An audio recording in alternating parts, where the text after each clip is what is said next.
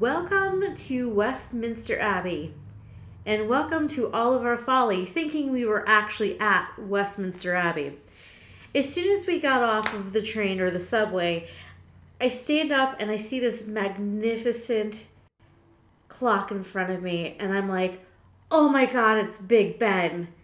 And my friend Rosie very quickly corrects me and says, no, it is not Big Ben.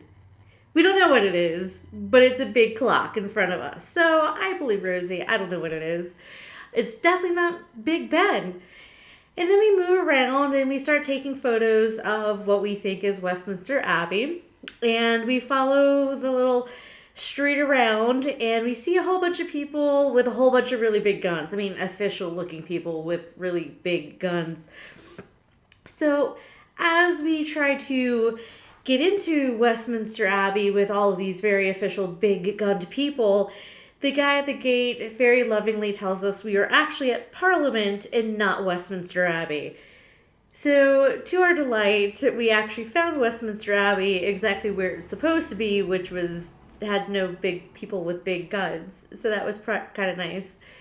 It was quite interesting to walk into the wrong place.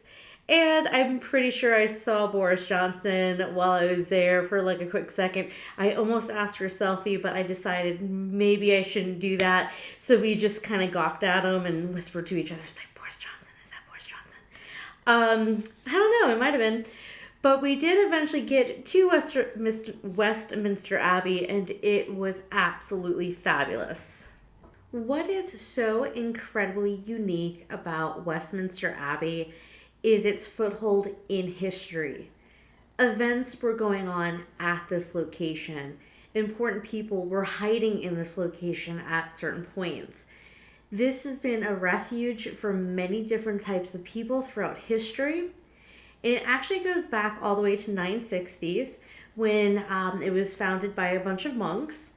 But today we see it has influence in our history with our coronations. We have the royal weddings that are going on currently today. And inside of the abbey, you can find many burials of kings and queens, along with a lot of really important people. You have a lot of artifacts at this location. You have the Order of the Bath, which was actually a military order that has its roots and foundations in the medieval time period, when part of the ritual of knighthood was to receive a ceremonial bath. And you can even find Britain's oldest door, which goes back to 1060, which was probably created during Edward the Confessor's time. So Westminster Abbey is something that we should all cherish because it is holding so much of our lives and so much of our history. When me, Rosie, and Fee walked into Westminster Abbey, we were greeted by a ginormous Gothic structure on the inside. It was lavish, it was ornate, it was detailed, and it was largely influenced by King Henry III due to his devotion of St. Edward's the Confessor, who does have a very impressive burial site at this location. I was very excited about having the opportunity to see Queen Elizabeth's the first resting place, and she is laying next to her sister, Queen Mary I. They were both involved with a very tumultuous time in history where a lot of innocent people lost their life due to their religious practices. And I find it very interesting that they're laying together because they were kind of on those opposite sides of the spectrum. But at the back of their area was the two boys in the tower, which I do believe is more than likely King Edward IV and his wife Elizabeth Woodville's children that would have been the next king and the heir to the throne.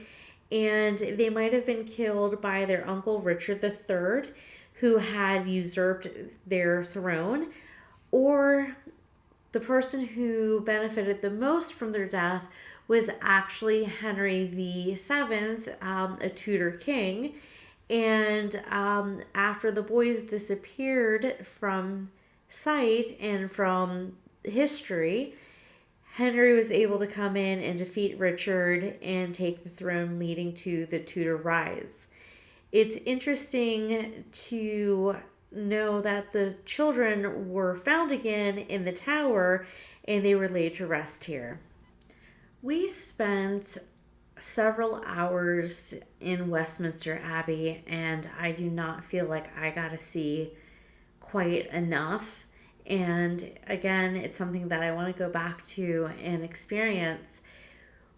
But I was really excited to see what I did get to see.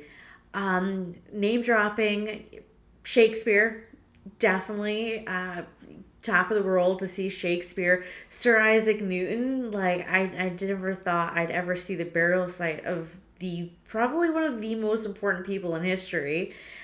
Stephen Hawkins was there, and I'm like, oh my god! I was like standing right over him when I noticed him. I was like, wow, it's Stephen. I admire that guy so much. I think what really hit me the most was when I got to see Charles Darwin, because he was the first one I kind of came across to kind of recognize, and it was like, oh my god, where am I?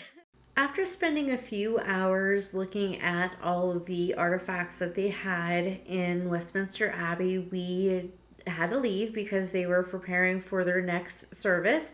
It is an active church, and they do have, I think, 3 times a day service. So we listened to some of their music on our way out.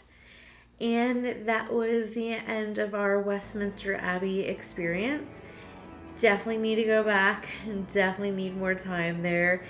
And I appreciate you for sharing this moment with me. And if you would like, please subscribe to my channel.